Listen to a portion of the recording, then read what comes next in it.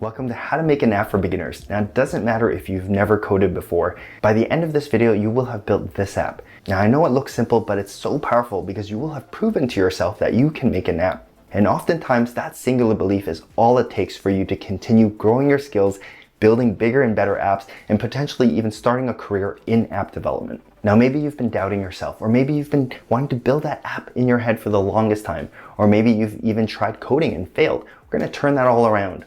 My singular purpose for this lesson is to help you believe that you can build an app. And I think that once you realize that it's not as hard as people make it out to be, you'll be excited to continue to grow your skills and build bigger and better apps. So I really hope that you watch till the end and you see what happens. Quick note, in case there's any doubt in your mind why I am the right person to teach you this stuff, my name is Chris and I've been teaching App Development Foundation since 2013.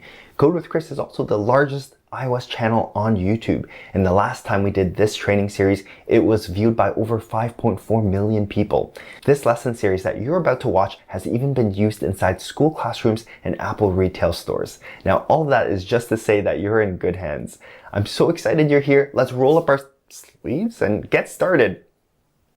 I'm going to walk through this diagram, and then after I'll tell you where to get all of the pieces. It all starts with the Xcode IDE. Now, IDE stands for Integrated Development Environment, which is a term for the application and all of the tools a developer uses to build something. For the rest of this course, we'll simply call it Xcode. This is where we build our app by writing Swift code, building the user interface, or UI for short, and connecting it with all of our data. Swift is the programming language we use to express our logic and to tell the system what we want to do. We can even build the UI through Swift code, as you'll soon see. Now, Swift UI is a UI framework that makes it easy for us to rapidly build apps for all of Apple's platforms. A nice benefit of learning Xcode, Swift, and Swift UI is that they're the same skills and tools used to build all apps for all of Apple's platforms, including iOS, iPadOS, tvOS, watchOS, and macOS. And in some cases, your app will be able to work on multiple platforms without much changes at all. Now, once your app is built, you could distribute it with Apple's App Store. This is done by joining the Apple Developer Program, which requires an annual enrollment fee. Once you're enrolled, you get access to multiple benefits, including the App Store Connect portal, Test Flight, and the Provisioning portal. There are some more benefits, including access to beta software and support from Apple engineers, and I'll provide a link to the full list below. The Provisioning portal gives you access to tools for identifying and code signing your app. It's like putting your signature on the app so that Apple can identify who built it. And this is important for the safety of the end users downloading your app, and it's also important for you because it stops malicious coders from pretending to be you. Once your app is in a testable state, Test Flight allows you to invite people to download and beta test your app. They'll be able to send feedback and bug reports directly to you through the Test Flight program. Use Test Flight to ensure that your app is as polished as it can be before launch. And finally, App Store Connect is where you'll create the app listing for your app, including all of the metadata and screenshots. If your app has in-app purchases, this is also where you would configure them.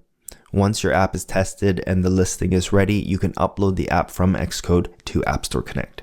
From there, the certification team at Apple will review your app to ensure that it meets the App Store quality guidelines. This takes a couple of days, and don't worry if you fail because you can fix whatever they point out and resubmit it for review. If everything looks good, they'll approve the app and your app will be live. Congratulations! Alright, so where can you get these different pieces of the Apple developer ecosystem? You can download Xcode for free from the Mac App Store. I'll provide a link below. You don't need to get Swift or Swift UI. Those just come with Xcode. As for the Apple Developer Program, I'll provide a link to the enrollment page below. I want to mention that joining the Apple Developer Program is completely optional. If your goal isn't to distribute apps into the App Store, don't join it. You'll still be able to learn how to build apps for yourself. Now that you have a general idea of the app ecosystem, let's start by downloading Xcode, and I'll show you how easy it is to use it to build an app. There are a couple of ways to download Xcode. If you already have it installed, you can go ahead and skip this section. However, if you don't, the easiest way to do this is to hold Command, press spacebar to launch Spotlight on your computer, and type in App Store. and let's open the Mac App Store on your computer and search for Xcode. And then you're going to click on the listing and then download it like that. A couple of things to note here though. Don't be turned off by the ratings. This is the official tool issued by Apple for us to build apps with. Also take note of the large file size. In my experience, it does take more free hard drive space than this in order to have it install successfully. And during the installation process, there may be times where you don't think it's doing anything. It seems stuck. It's going to take a while. Now, if for whatever reason you can't download it from the Mac App Store, you can also Google Apple Xcode and click on the listing here, and you can download it from the website. This will just lead you back to where we just were on the Mac App Store. However, if you download it from the website, do note that you have to sign up for a free Apple developer account or to sign in with an existing one. Okay, so once you have Xcode downloaded and installed, let's launch it and let's start a new project. This is going to be the welcome dialog for Xcode, and we're going to start a new Xcode project by clicking here. You can also go, if you don't see this, you can go File, New, and you can choose Project, same thing. Both will bring you to a screen like this where you can choose what sort of project template you want to start with. So we're working with iOS. Make sure you're on this tab and then go ahead and click App. And for here, I'm going to gloss over some of these project details because our goal is for you to get that result and make that discovery that you can build an app. So I am going to save all the explanations for lesson 2. Right now, I would recommend that you just follow along exactly what I do and get that result and have that app in your hand. All right, so let's go ahead and call this L1 demo. I think you probably have nothing for under the team. Organization identifier, you can put in com dot and then your name, no spaces. And interface, make sure this says Swift UI. It should be like that by default anyways, and language should be Swift. Now uncheck all of those if they are checked. Go ahead, click next and choose a place to save it. Source control, this should be unchecked. I'm just going to save it on my desktop for now, since this is a temporary project.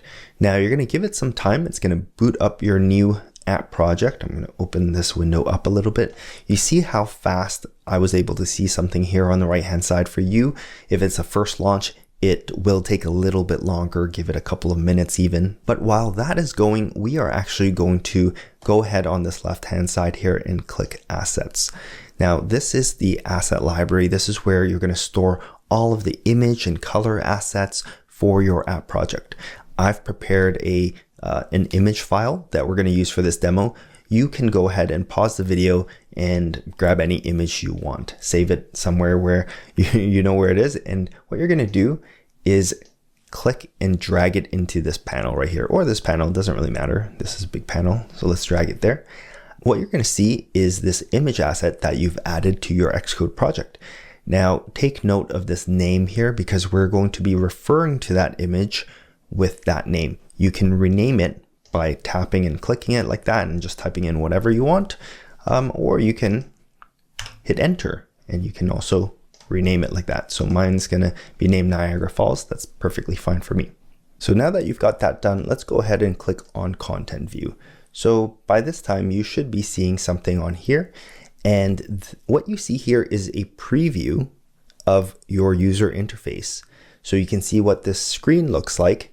And this screen right here on the right hand side is defined by the code that is written on the left hand side. I'm going to make this really easy for you to understand. We are going to delete all of this user interface and we're going to build it from scratch.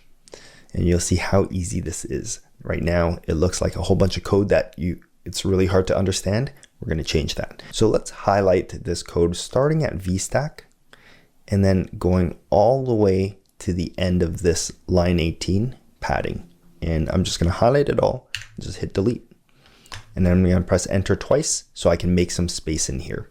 Now Xcode is going to throw a whole bunch of errors because it can't detect anything to display, but we are just about to add some new elements on there. So in the upper right hand corner, you see this plus icon. If you put your mouse over it, it's going to say library. So we're going to tap on that, and then by default it should be on this first tab actually. So I was using it before, so it was on the second tab, but I want you to go ahead and click on this first tab. This one is all of the views that you can add to your screen, and I want you to in here type in image, and you're going to click on the second one called image, and you're just going to drag and drop it right where all of that code was that we just deleted.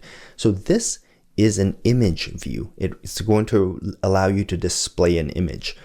You're going to click this middle part, you're going to hit enter, and you're going to change the text inside the quotes. So I'm going to get rid of that.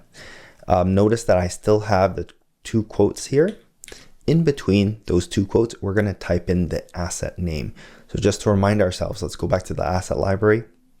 Mine is called Niagara Falls, like that. You're going to type in exactly verbatim what you have here, including any spaces, dashes, capital letters, anything. You're going to type it exactly in between here.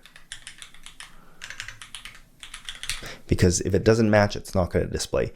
And you can also, at this point, rename it to something that's easier to type if you want.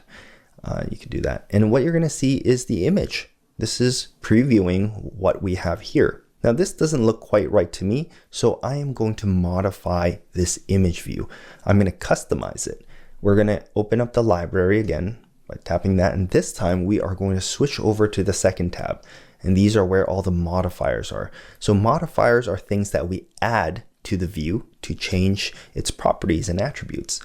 First of all, let's add something called resizable. So you only have to type in the first couple of letters and you'll find this.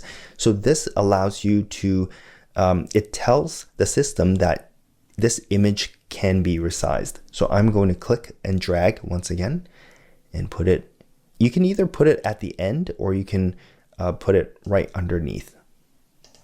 And right away, give it a little bit of time, you'll notice that it changes.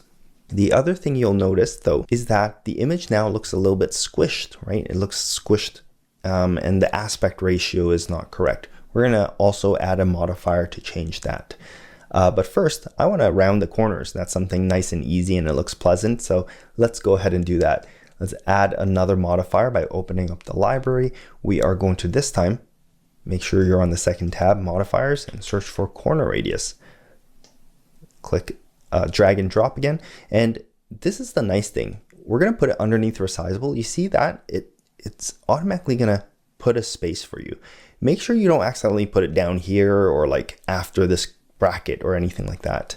You want to put it after the resizable so that it's going to look neat and tidy like that. And you're going to notice a slight corner rounding, but we can't really see it, right? So we are going to change this number. Let's change it to 10 and see if we see anything. I can see slightly more rounding now, but take a look at this as well.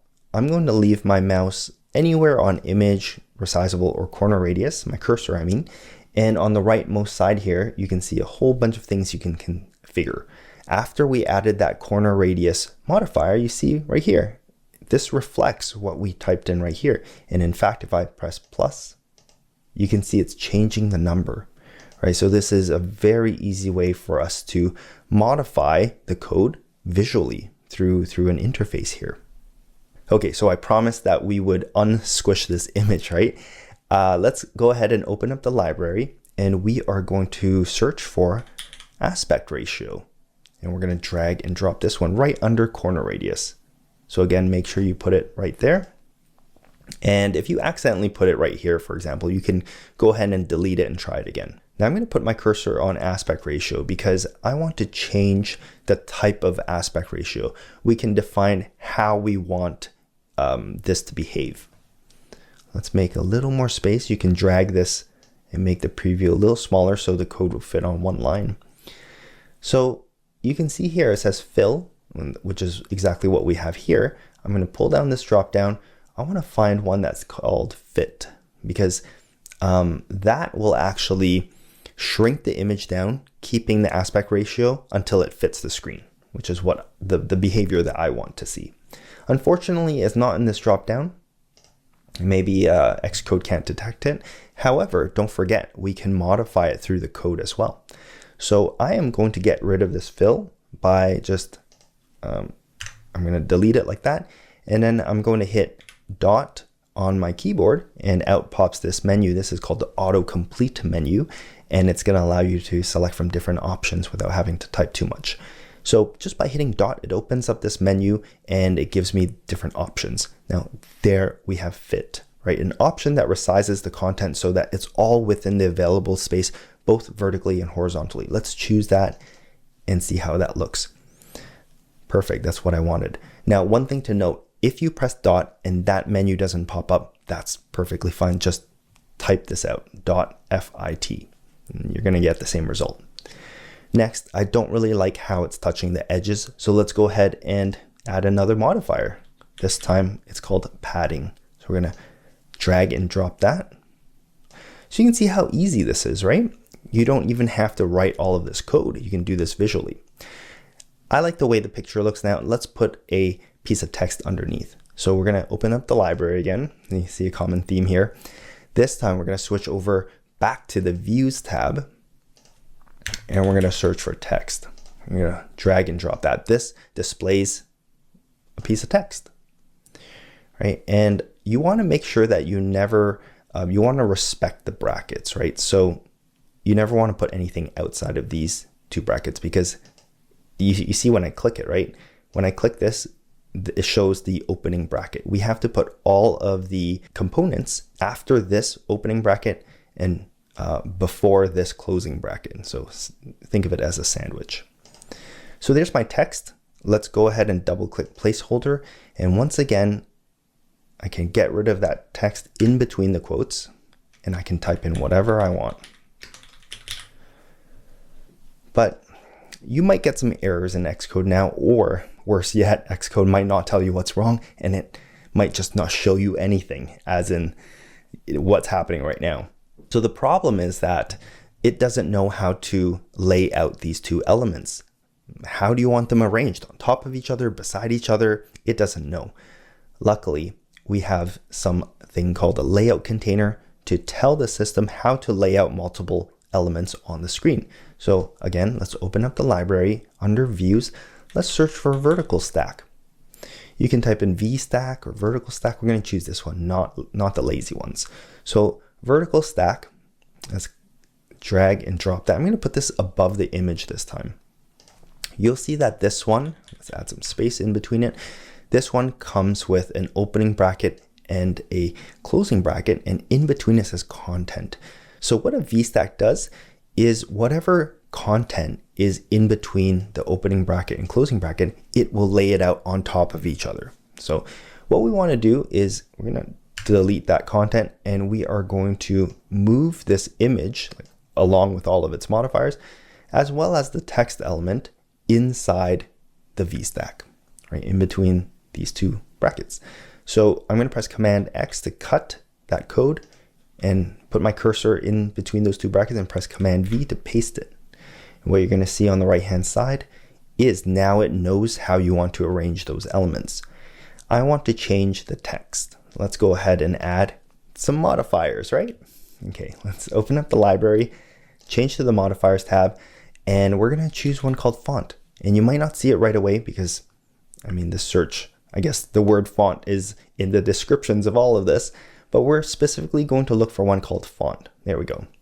Let's put that at the end. And then I'm going to hit enter to just organize it a little bit. And with this font one, you can change already. This is a title font, so you can see that it made it bigger. On the right hand side, if you put your cursor on the text, you can see the font here. It refers to title. I can go ahead and choose that and choose large title, for example. It makes it a little bigger. And let's say I wanted it to be bold. Let's change the weight to semi-bold. You see when I did that, it added a font weight modifier and set it to semi-bold. So I could have done this another way. I could have actually, I could delete that, and then we could have gone via our trusty library method, and I could add the font weight modifier like that and change this to semi-bold. So we would get the same result. Okay, now let's put the finishing touches on this app. So what I want to do is add a black background, and then we're done essentially. Okay, so how do we add a background here? So this is kind of not intuitive, but you're going to get used to it. Is if you want to add a colored background, you add a color element to the screen. So let's open up our library. It's under Views, and we're going to search for color, and that's the one right there. So we are going to drag and drop it. Once again, I'm going to put it above the V stack like that. And you can see, you can specify different percentages of green and blue. So if I wanted a black background, this would be like, they would be all zeros, and that would be black. However, there's also a different way to specify black. I can get rid of all of that. Like, this is good if you want a really custom color, but there are some presets that you can use as well. So I'm going to put color, I'm going to leave the two brackets like that. And in between those two brackets, I'm going to put dot. It's going to open this up. If it doesn't open for you, that's fine. Just type out dot black, but I'm going to choose it from here. And that's preset. Now notice how this color, first of all, it covers everything. Second of all, it doesn't reach the edges. Okay. And the reason why it doesn't reach the edges is because this is what's known as the safe area. This is where things like the battery percentage and like the time displays. And down here, you have that little handle that you can grab and you can, change between apps or minimize an app.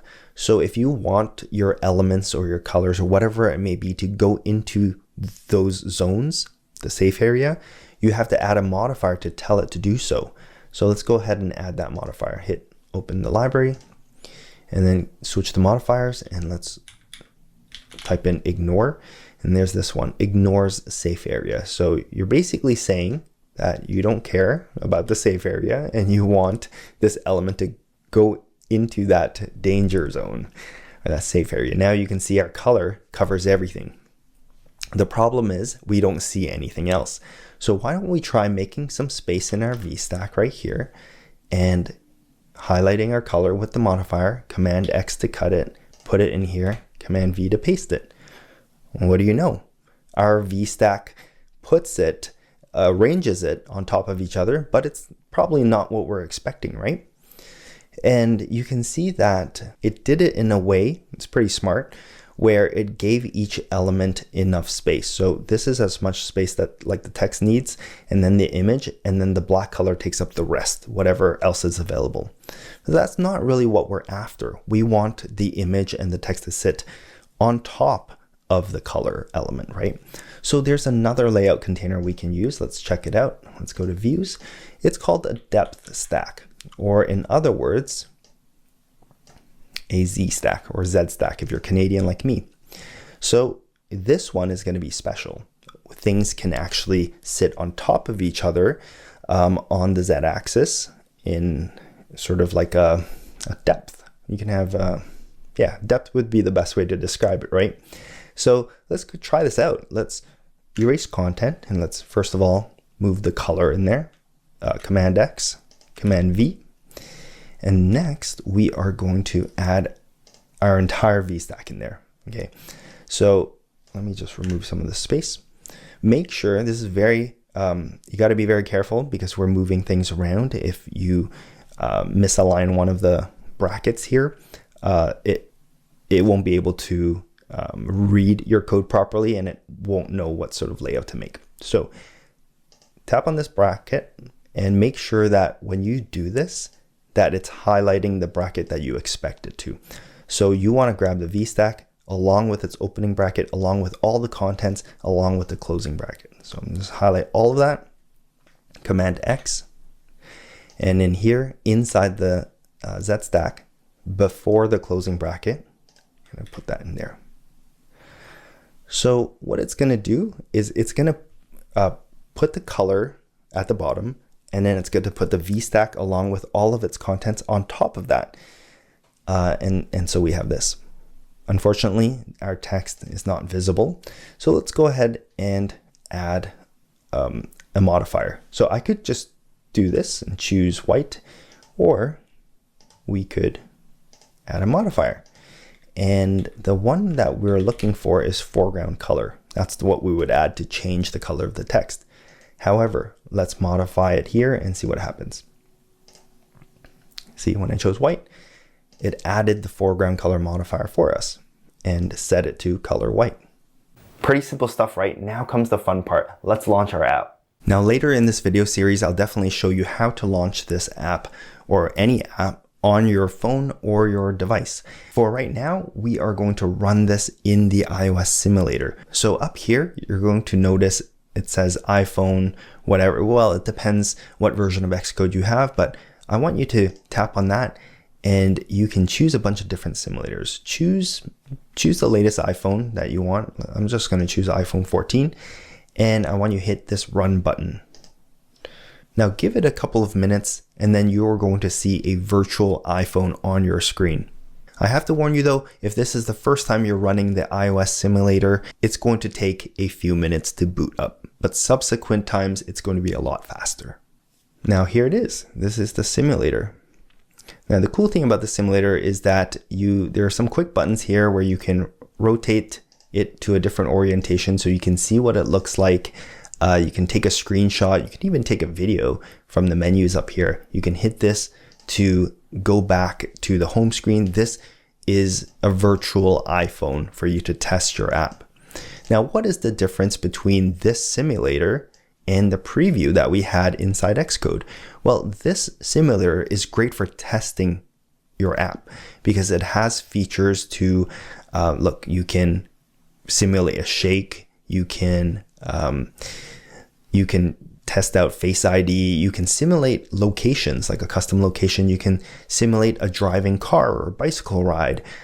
So there are lots of things or tools for you to test your app, whereas the preview is good as exactly that, a preview while you are building your user interface. If you want to download this project, just check in the video description below.